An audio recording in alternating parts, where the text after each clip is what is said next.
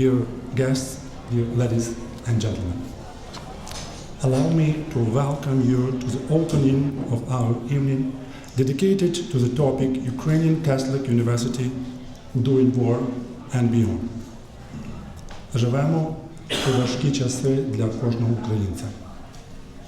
Please allow me to invite you to honor with a minute of silence of the hero who died for Ukraine, as well as all those who fell victim to the treacherous invasion of the Russian Federation with war into sovereign and peaceful Ukraine. Вистраждалий, вимолений у Бога, омріяний думками патріарха Йосифа Сліпого, Український Католицький Університет більш як півстоліття плекає у своїх студентів духовність, культуру, національну свідомість і знання, які його випускники несуть як дорогоцінні зерна, які вони засівають у родючу землю, відкритих до правди та істини сердець, які на неї чекають. Погляньмо також зараз на Всевишнього і полиньмо до нього своїми молитвами. Lord, is there some way to explain how the human heart holds so much pain?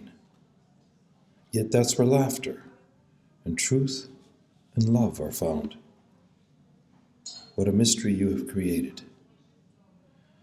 Demolish every proud tension that raises itself against your knowledge, and close every mouth open that does not conform to your holy will.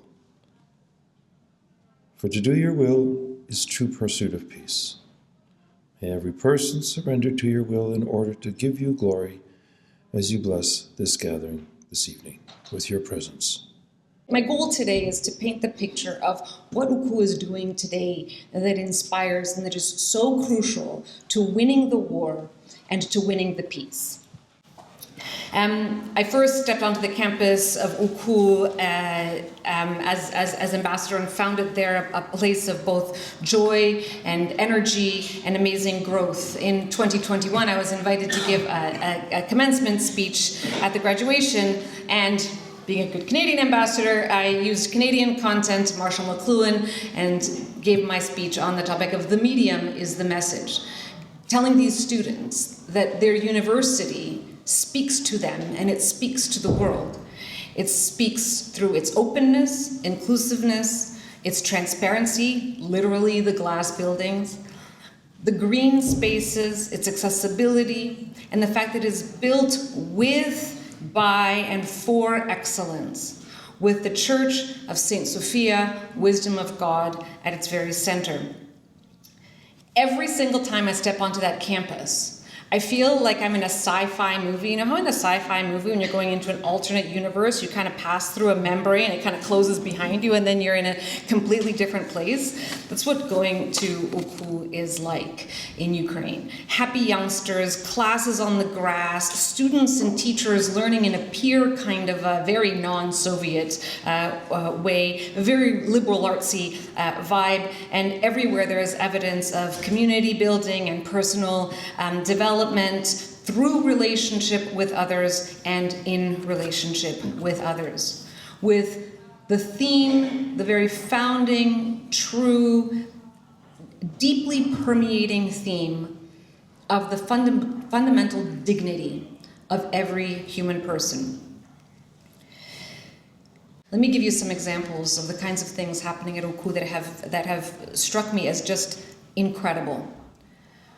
First, in September, UKU, the robotics school in the university, joined an elite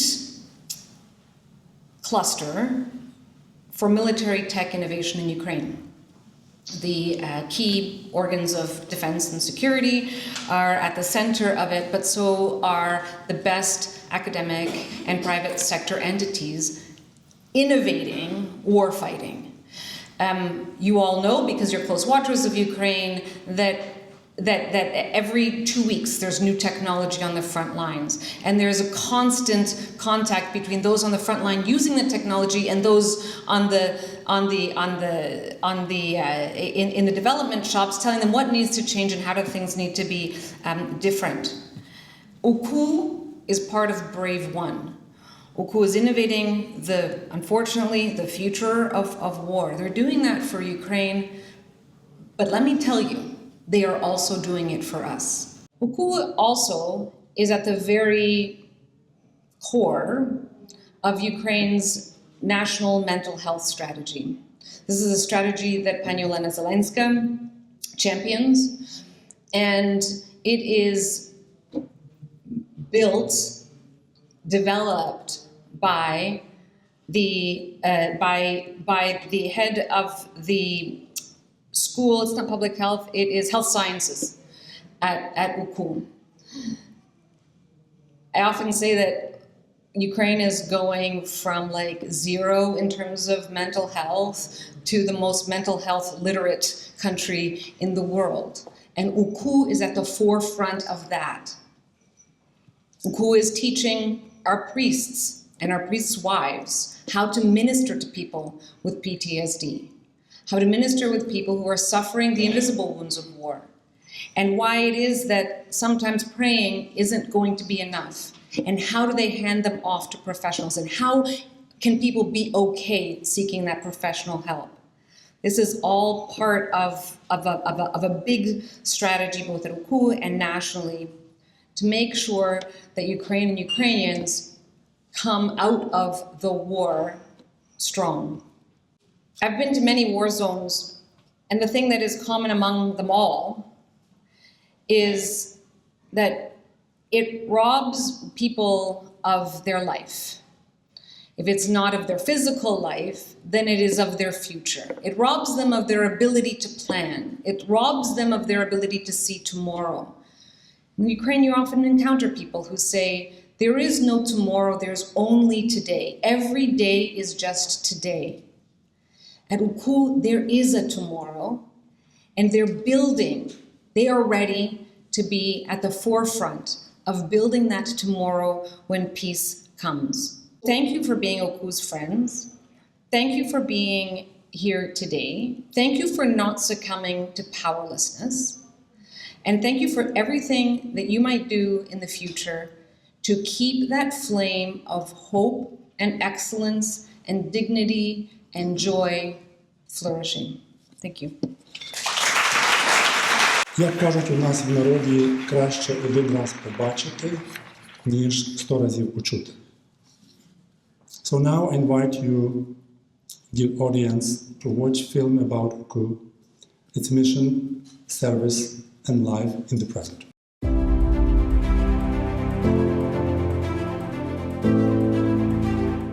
Багато ви отримали як дар. You have received a lot as a gift, which deserves great gratitude. So first of all, be grateful, and also be people of hope. 319 bachelors and 336 masters joined the UKU alumni community this year. Combat medic Gleb Bidyukov. During a short vacation, Gleb came straight from the front line to UKU to receive his master's degree in public administration. UKU has made an incredible contribution to the development of Ukraine by its very existence. These 30 years were difficult, of course, because we had to start from nothing and then develop. Now, we see how well Ukrainian Catholic University has succeeded. There is a great quote from Taras Dubko, our rector, and he, at one moment, he just said this combination, people with character and technologies, and he's always saying we need smart people with character and cutting-edge technologies for Ukraine to recover, achieve victory, and secure a lasting peace. This is only possible with strong universities, robust science, and meaningful cooperation with Western partners and institutions. And this is our role. This is our role, which we would like to do at UKU. And if you go to the next slide, you heard already about robotics and you saw some pictures on the back of the room. But also I would like to say that UKU graduates from applied science faculty, computer science, business analytics, they have been always very demanded by IT companies. IT companies, they have been hunting for them. And our graduates, they actually have been choosing where they want to work because they are really, really good. Now it's very different because, for example, Irena, she's graduate from computer science, but she's doing foundation, she's doing NGO work. And many people who work in IT, in technologies, especially from our technology management program, they started Miltech startups. So many of them quitted their jobs and they started Miltech startups. And you know that sometimes in the startup, you don't have salary for the next month. You know, you don't have salary for this month. You just do your job. And especially when you know for whom you are doing this job, for your friends who are at the front line, you really are committed for that. There are two areas where Ukraine made dramatic shift. It's innovations in technologies and how the rehab system develops. And UKU is part of those both processes. 97% of UKU graduates from our physical and occupational therapy program are employed. And if you go to two biggest rehab centers in Lviv, which is Unbroken and Superhumans, you meet our students doing not occupational therapy, physical therapy, but there are also social workers who graduated from our program. You heard about legal clinic, and it's interesting because data shows that rehab for veterans cannot be successful unless all their documents and all their legal cases are not solved. So it just does not go well if they are bothered by issues with papers, with documents. So our students, they go to Superhumans Rehab Center, and they help military people who are on rehab there to solve they help them there. And it's a win-win, because on one hand, it's not only professionally that they learn, I think they change a lot, and they witness that they change a lot as people, and they grow a lot as people, our students, in those cases. We, from the very first day, we decided that we're going to concentrate on the three pillars or three columns we believe efficient Ukraine can be built. That means that we're going to work with the private sector, public sector, and NGO. And in 2016, we have different people in Ukraine. Someone believed that war started in 2022. We say that actually war started at 2014 and full-scale invasion started in 2022.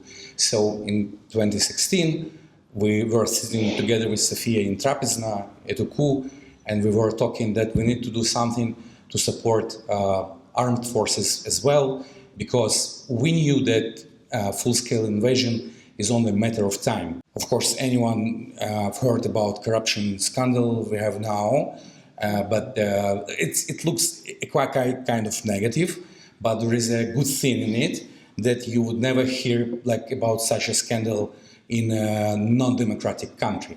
So if we have this scandal, that means that we have democracy and we have strong anti-corruption organs, institutions, who has certain autonomy because they can make such investigation of such level and then can talk publicly about results of this investigation.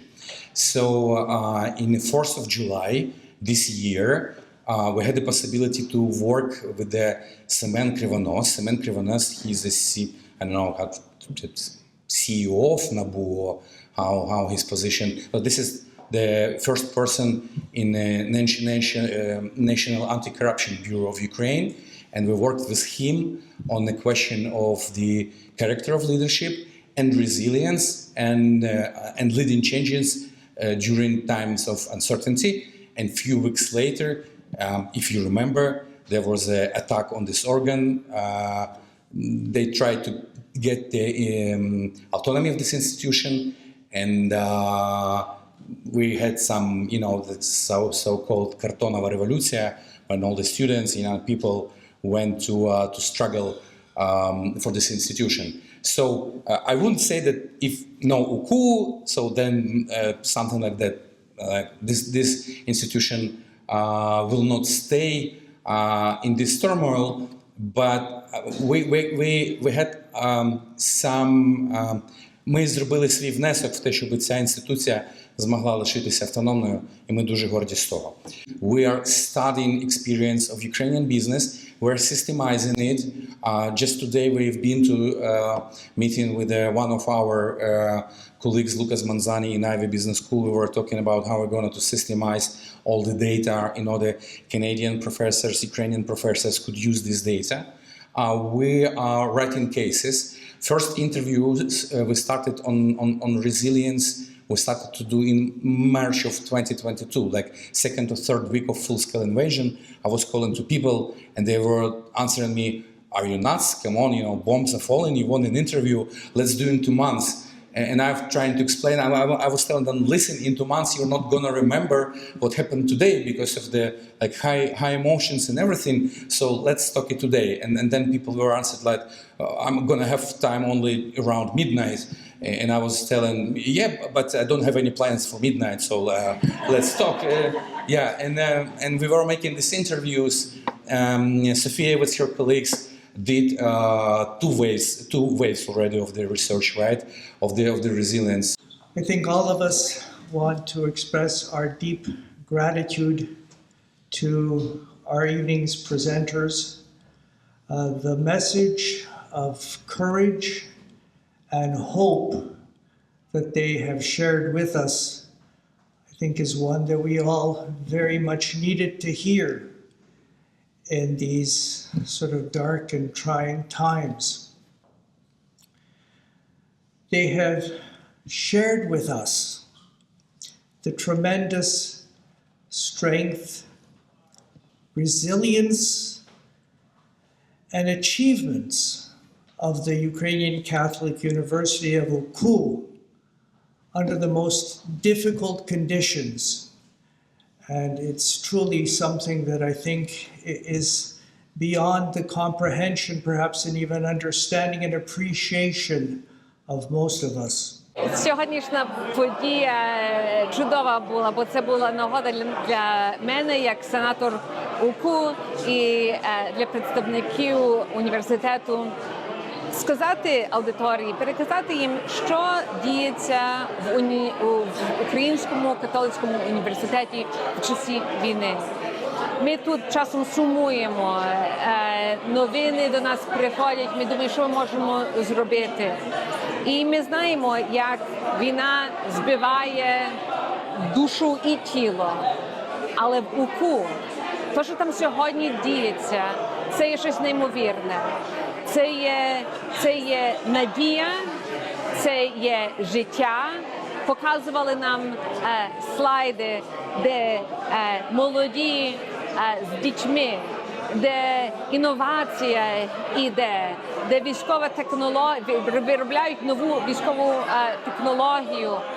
Це є місце інновацій, але головне, що в УКУ є місце надії. Там надія живе і помножується. Чому? Бо там можеш ще думати про майбутнє. І коли молоді люди особливо мають ще своє майбутнє, там є мрії, там є можливості, і там є віра, і там є надія.